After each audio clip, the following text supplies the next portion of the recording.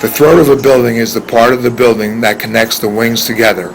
It is also referred to as the space between the wings of the building. Two examples are, if you were cutting a trench cut to separate the wings of the building, it would be done in the throat.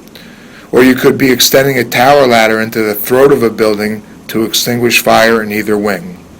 Throats also exist in all types of structures, from MDs to commercial buildings.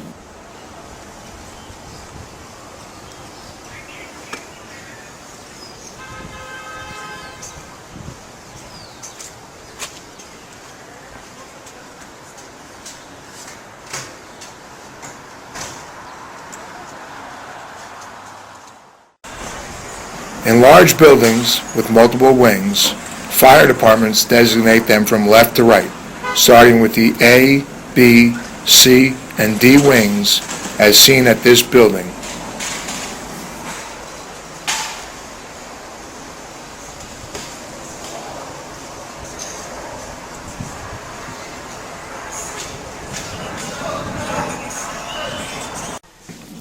At this dwelling, signs are posted in a lobby informing the apartment's location in the building. Note the isolated wing stairs at each end of the building.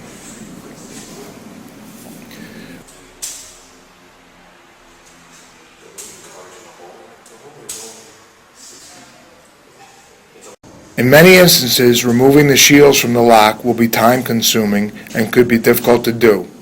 Forcing the door with conventional methods may be the best choice. If you use a hydraulic forcible entry tool, be cautious of operating in front of the bolts on the shield. They've become flying projectiles when forced. This Teflon pan melted to the stove and released poisonous gases and smoke, which affected our lungs and the victims. Wearing our SCBAs enabled us to work in the environment.